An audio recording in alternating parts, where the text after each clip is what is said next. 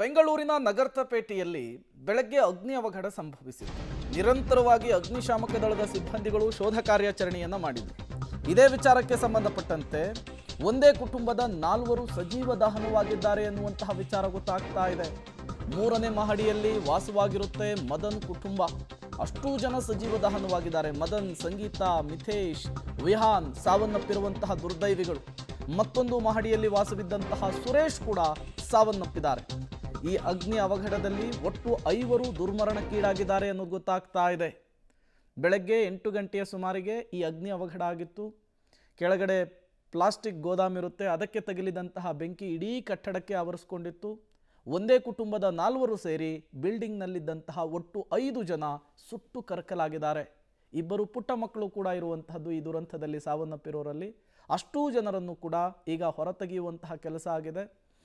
ಈಗ ಅವರನ್ನು ಮೃತದೇಹವನ್ನು ಆಸ್ಪತ್ರೆಗೆ ಶಿಫ್ಟ್ ಮಾಡುವಂತಹ ಕೆಲಸ ಆಗಿರುವಂಥದ್ದು. ಒಂದೇ ಕುಟುಂಬದ 4 ಸೇರಿ ಒಂದೇ ಬಿಲ್ಡಿಂಗ್ನಲ್ಲಿದ್ದಂತಹ 5 ಸಾವನ್ನಪ್ಪಿದ್ದಾರೆ. ಮತ್ತಷ್ಟು ಡೀಟೇಲ್ಸನ್ನು ಕೊಡ್ತಾರೆ ನರಸಿಂಹಮೂರ್ತಿ, ನೇರ ಸಂಪರ್ಕದಲ್ಲಿ ಜಾಯ್ನ್ ಆಗಿದ್ದಾರೆ. ನರಸಿಂಹಮೂರ್ತಿ, ಈ ದುರಂತದಲ್ಲಿ ಒಟ್ಟು 5 ಜನ ಸಾವನ್ನಪ್ಪಿದ್ದಾರೆ ಅನ್ನೋದು ಗೊತ್ತಾಗ್ತಾ ಇದೆ. ಈ ದುರಂತಕ್ಕೆ ಕಾರಣ ಏನು, ಜೊತೆಗೆ ಈಗ ಏನಾಗ್ತಾ ಇದೆ ಅಲ್ಲಿ ಅಂತ ಹೇಳಿ? ಪ್ರೇಮ, ಇವತ್ತು ಬೆಳಗಿನ ಜಾವ 2:15 ಗಂಟೆ ಸರಿಯಾಗಿ ಬೆಂಗಳೂರಿನ ನಗರಪೇಟೆಯ ಈ ಒಂದು ಮನೆ ಎಲ್ಲ ಕೂಡ ಕಿರಿದಾದ ರಸ್ತೆಗಳು. ಈ ಕಿರಿದಾದ ರಸ್ತೆಯಲ್ಲಿ ಒಂದು ಮನೆ ಇದೆ. ಮನೆಯ ಕೆಳಭಾಗದಲ್ಲಿ ಈ ಪ್ಲಾಸ್ಟಿಕ್ ಐಟಮ್ಗಳನ್ನು ಮತ್ತು ಈ ಎಲೆಕ್ಟ್ರಿಕ್ ಐಟಮ್ಗಳನ್ನು ಇಡಲಾಗಿತ್ತು, ಗೋಡನ್ಗಳನ್ನಾಗಿ ಮಾಡಿಕೊಳ್ಳಲಾಗಿತ್ತು. 3ನೇ ಫ್ಲೋರ್ನಲ್ಲಿ ಮದನ್ ಕುಮಾರ್ ಅಂತೇಳಿ ರಾಜಸ್ಥಾನದ ಮೂಲದ ಕುಟುಂಬ ಹೆಂಡತಿ ಮತ್ತು ಮಕ್ಕಳ ಜೊತೆ ವಾಸವಾಗಿದ್ದರು. ಅದ್ರ ಜೊತೆಗೆ ಅದರ ಮೇಲೊಂದು ರೂಮ್ ಇದೆ, ಆ ಸುರೇಶ್ ಅಂತೇಳಿ ಆತ ಕೂಡ. ಒಟ್ಟಾರೆಯಾಗಿ ಸದ್ಯದ ಮಟ್ಟಿಗೆ 5 ಸಾವನ್ನಪ್ಪಿದ್ದಾರೆ ಅನ್ನೋ ಮಾಹಿತಿಗಳು ಲಭ್ಯವಾಗ್ತಿದೆ. ಈಗ ಮದನ್ ಕುಮಾರ್ ಮತ್ತು ಆ ಸುರೇಶ್ ಇಬ್ಬರ ಮೃತದೇಹಗಳು ಸಿಕ್ಕಿದ್ದಾವೆ. ಇನ್ನು ಈ ಮದನ್ ಕುಮಾರ್ ಪತ್ನಿ ಮತ್ತು 2 ಮಕ್ಕಳು ಯಾವಾಗ ಮಧ್ಯರಾತ್ರಿಯಲ್ಲಿ ಬೆಂಕಿ ಬೀಳ್ತೋ ಆ ಸಂದರ್ಭದಲ್ಲಿ ಆತ ಮನೆಯಿಂದ ಹೊರಬರುವಂತಹ ಸಂದರ್ಭದಲ್ಲಿ ಏನೋ ವಾಸನೆ ಬರ್ತಿದೆಯಲ್ಲ ಅಂತೇಳಿ ಮನೆಯ ಬಾಗಿಲನ್ನು ಹೊರಗಿನಿಂದ ಹಾಕೊಂಡು ಬಂದಿದ್ದ. ಹೀಗಾಗಿ ಆ ಕುಟುಂಬ ಏನಿತ್ತು, ಆ ಹೆಂಡತಿ ಮಕ್ಕಳು ಹೊರಗಡೆ ಬರೋದಕ್ಕೆ ಸಾಧ್ಯವಾಗಿರಲಿಲ್ಲ.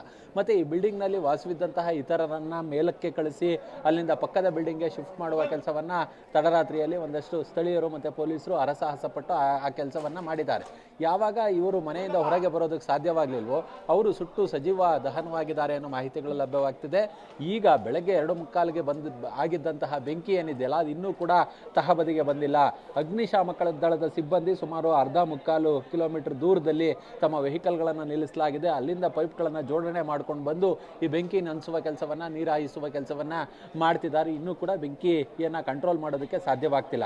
ಸುಮಾರು 5-6 ಆಕ್ಸಿಜನ್ ಸಿಲಿಂಡರ್ಗಳನ್ನು ಬಳಸಿ ಒಳ ಹೋಗೋದಕ್ಕೆ ಪ್ರಯತ್ನವನ್ನು ಪಟ್ಟರು, ಗ್ಯಾಸ್ ಕಟ್ಟರನ್ನು ತರಿಸಿದ್ರು. ಯಾಕಂತೇಳಿದ್ರೆ ಒಂದು ರೀತಿ ಈ ರೋಗನು ಕೂಡ ಕಬ್ಬಿಣದ ಸರಳುಗಳನ್ನು ಹಾಕಲಾಗಿದೆ. ಹೀಗಾಗಿ ಆ ಹೆಂಡತಿ ಮಕ್ಕಳು ಆ ಸಂದರ್ಭದಲ್ಲಿ ಎಲ್ಲಿದ್ರು, ಏನು ಎತ್ತ ಅಂತೇಳಿ ಇನ್ನು ಒಳಗೆ ಹೋಗಿ ಹುಡುಕಾಟವನ್ನು ನಡೆಸಿದ್ರು ಕೂಡ ಗೊತ್ತಾಗ್ತಿಲ್ಲ. ಸದ್ಯಕ್ಕೆ 2 ಬಾಡಿಗಳನ್ನು ಹೊರತೆಗೆಯುವ ಕೆಲಸವನ್ನು ಮಾಡಲಾಗಿದೆ. ಅಗ್ನಿಶಾಮಕ ದಳದ ಸಿಬ್ಬಂದಿ, SDRF ಸಿಬ್ಬಂದಿ, ಹಾಗೆ BBMP ಸಿಬ್ಬಂದಿ ಮತ್ತು ಬೆಸ್ಕಾಪ್ ಸಿಬ್ಬಂದಿ ಮತ್ತು ಪೊಲೀಸರು ಎಲ್ಲರೂ ಕೂಡ ಸ್ಥಳದಲ್ಲಿದ್ದಾರೆ. ಇಲ್ಲಿ ಸ್ಥಳೀಯರು ಇವರೆಲ್ಲರೂ ಕೂಡ ದಿನನಿತ್ಯ ನೋಡ್ತಿದ್ದಂಥವ್ರು. ಅವ್ರನ್ನ ಯಾರನ್ನಾರು ಮಾತನಾಡ್ಸೋಣ, ಏನು ಹೇಳ್ತಾರೆ ಕೇಳೋಣ. ಸರ್ ಹೇಳಿ, ಯಾವಾಗ ಇದು ಇನ್ಸಿಡೆಂಟ್ ಆಯಿತು, ಯಾರಿದ್ರು ಅಂತ ಏನೋ ಗೊತ್ತಾ ತಮಗೆ? 3 ಗಂಟೆಗೆ ಆಗಿದೆ, ಬೆಳಿಗ್ಗೆ ರಾತ್ರಿ. ಯಾರಿದ್ರು ಸರ್ ಇಲ್ಲಿ ಒಂದು 50 ಜನ ಇತ್ತು. ಎಲ್ಲ ಯಾವ ಬಿಲ್ಡಿಂಗ್ ಪಕ್ಕದ ಬಿಲ್ಡಿಂಗ್ ಹೋಯ್ದು ಹಿಂಗೆ ಬಂದಿದೆ ಎಲ್ಲ. ಆಮೇಲೆ 5 ಜನ ಒಳಗಡೆ ಸತ್ತೋಗಿದೆ. ಅವರೇನು ಇಲ್ಲಿ ಬಿಸ್ನೆಸ್ ಮಾಡ್ತಿದ್ರ? ಬಿಸ್ನೆಸ್ ಮನೆ ಇತ್ತು, ಮೇಲೆ ಗೋಡಾನೆ ಇದೆ, ಮನೆ ಇದೆ. ಈಗ ಸರ್ ಯಾರ್ಯಾರು ಸಾವನ್ನಪ್ಪಿದ್ದಾರೆ ಅನ್ನೋ ಮಾಹಿತಿ ಇದೆಯಾ? ಅವನ ಮದನ್ ಮಿಸ್ಸೆಸ್, ಅವರ 2 ಮಗ, ಅವನ 8 ವರ್ಷ, ಅವನ 4 ವರ್ಷ. ಆಮೇಲೆ ಇನ್ನೊಬ್ಬ ಇತ್ತು ಸುರೇಶ್ ಅಂತ, ಅವರ ಆಪೋಸಿಟ್ ಮನೆಯಲ್ಲಿ ಇತ್ತು. ಅವ್ರ 2 ಜನ, ಟೋಟಲ್ 5 ಜನ ಸತ್ತೋಗಿರೋದು. ಗೋಡನ್ನಲ್ಲಿ ಏನು ತುಂಬಿಕೊಂಡಿದ್ರು ಅಂತ? ಗೋಡನ್ ಕೆಳಗಡೆ ಇತ್ತು, ಗೋಡನ್ ಮೇಲೆ ಇಲ್ಲ, ಮೇಲೆ ಆಲ್ರೆಡಿ ಮನೆ ಇತ್ತು. ಅದೇ ಬಿಂಗಿ ಬಂದಿರೋದು ಕೆಳಗಡೆ ಶಾರ್ಟ್ ಸರ್ಕ್ಯೂಟ್ ಟೈಪ್ ಅಂತ ಬಂದಿರೋದು, ಮೇಲೆ ಹೋಗಿರೋದು. ಇನ್ನೂ ಒಂದು ಫ್ಲೋರ್ನಲ್ಲಿ ಫ್ಯಾಮಿಲಿ ಇತ್ತು. ಅವ್ರು ಬೇರೆ ಟೆರೆಸ್ ಮೇಲೆ ಹೋಗ್ಬಿಟ್ಟು ಪಕ್ಕ ಬಿಲ್ಡಿಂಗ್ ಅಂತ ಅವ್ರು ಆಚೆ ಬಂದಿರೋದು.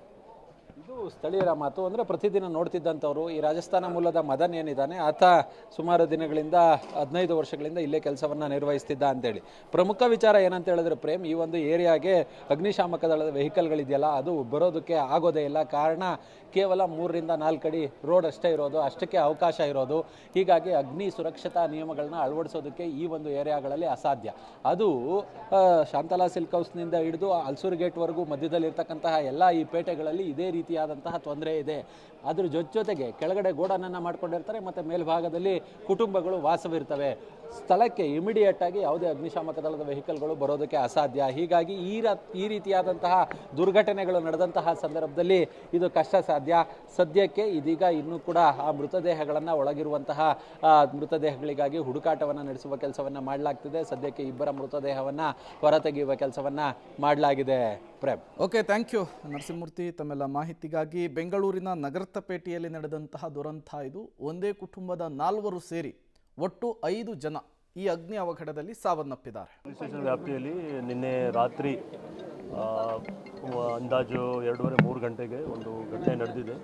ಇದರಲ್ಲಿ ನಮ್ಮ ಪೊಲೀಸ್ಗೆ ಮಾಹಿತಿ ಬಂತು, ಒಂದು ಮನೆಯಲ್ಲಿ ಬೆಂಕಿ ಬಿದ್ದಿತ್ತು. ಬಟ್ ಇಲ್ಲಿ ನೋಡಿದರೆ ಕೆಳಗಡೆ ಗೋಡೌನ್ ಇದೆ, ಮೇಲೆ ಫಸ್ಟ್ ಸೆಕೆಂಡ್ ಥರ್ಡ್ ಫ್ಲೋರಲ್ಲಿ ಕೆಲವರು ವಾಸ ಮಾಡ್ತಾಯಿದ್ರು.